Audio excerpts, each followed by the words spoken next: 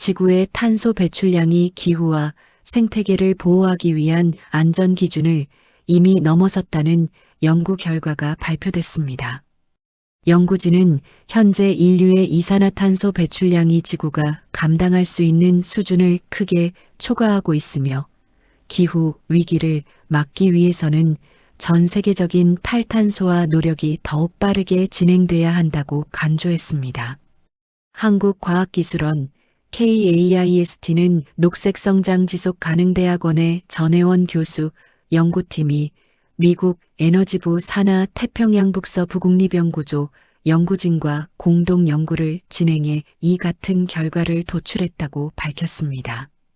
이번 연구는 기존의 탄소 배출 평가 방식에 새로운 접근을 적용했다는 점에서 주목받고 있습니다. 지금까지 기후변화는 대기 중에 얼마나 많은 이산화탄소가 누적돼 있는지를 기준으로 평가해 왔습니다. 즉 탄소가 대기 중에 얼마나 쌓였는지, 다시 말해 탄소의 총량을 기준으로 기후변화의 위험 수준을 판단해 왔습니다. 반면 질소나 인과 같은 오염물질은 1년 동안 얼마나 배출되는지를 기준으로 평가했습니다. 이처럼 탄소와 다른 환경 오염 물질이 서로 다른 기준으로 평가되다 보니 어떤 환경 문제가 더 심각한지 비교하기 어렵다는 지적이 제기돼 왔습니다. 이에 연구팀은 탄소 배출 역시 질소나 인 오염과 같은 방식으로 평가할 필요가 있다고 판단했습니다. 연구팀은 이산화탄소 배출량을 연간 배출량 기준으로 다시 계산하는 방식을 적용했습니다. 이 방식은 일정 기간 동안 얼마나 많은 탄소가 배출되는지를 기준으로 기후 영향력을 평가하는 방법입니다.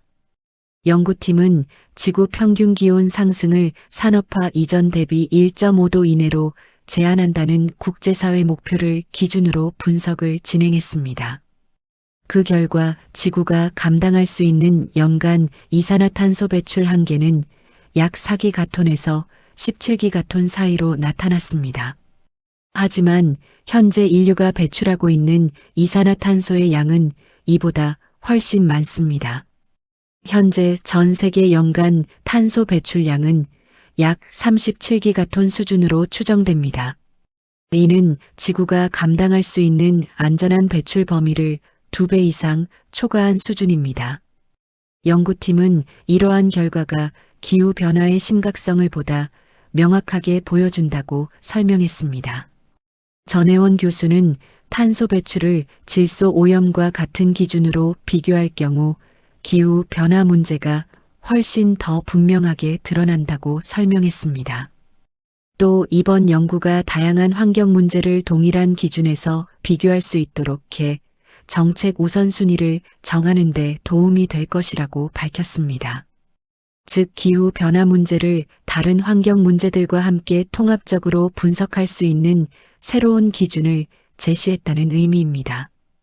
연구진은 특히 탄소와 질소, 그리고 인 오염을 함께 고려한 통합적인 환경 정책이 필요하다고 강조했습니다.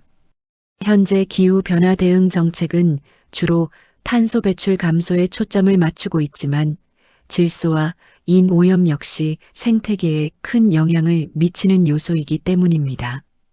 전 교수는 앞으로 기후 변화 대응 전략에서 이러한 다양한 환경 요소를 함께 고려하는 통합적 접근이 필요하다고 설명했습니다. 또 전 세계적으로 진행되고 있는 탈탄소 정책 역시 더욱 빠르게 추진될 필요가 있다고 강조했습니다.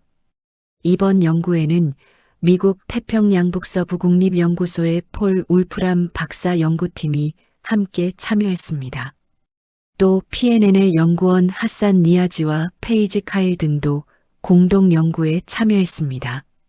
이번 연구 결과는 국제학술지 네이처 서스테이너빌리티에 게재되며 학계의 관심을 받고 있습니다. 연구는 과학기술정보통신부와 한국연구재단이 지원하는 연구과제를 통해 수행됐습니다. 특히 인공지능 기반 기후 분석 모델을 활용한 차세대 통합평가 모델 개발 연구의 일환으로 진행됐습니다. 한편 전혜원 교수는 최근 또 다른 기고문에서도 기후변화 대응의 중요성을 강조했습니다. 전 교수는 국제학술지 사이언스에 기고한 글에서 지구 기후를 안정시키기 위한 36가지 해결 방안을 제시했습니다.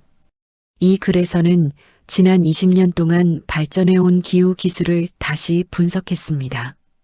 전 교수는 인류가 기후 문제를 해결할 기술을 상당 부분 이미 확보하고 있었다고 설명했습니다. 하지만 이러한 기술들이 충분히 빠르게 적용되지 못하면서 기후 위기가 더 심각해졌다고 지적했습니다. 즉, 기술 부족이 아니라 실행 속도가 문제였다는 분석입니다. 전 교수는 앞으로 탄소 중립 목표를 달성하기 위해 탈탄소화 속도를 더욱 높여야 한다고 강조했습니다. 또 에너지 전환과 산업 구조 변화, 그리고 국제 협력 등을 통해 기후 대응 정책을 보다 적극적으로 추진해야 한다고 설명했습니다. 전문가들은 이번 연구가 기후 변화 문제의 심각성을 다시 한번 보여주는 사례라고 평가하고 있습니다. 특히 탄소 배출량을 새로운 기준으로 분석했을 때 지구의 안전 범위를 이미 크게 초과했다는 점은 정책 대응의 시급성을 보여준다는 분석입니다. 기후 변화 대응을 위한 국제사회의 협력과 기술 적용 속도가 앞으로 더욱 중요한 과제로 떠오르고 있습니다. W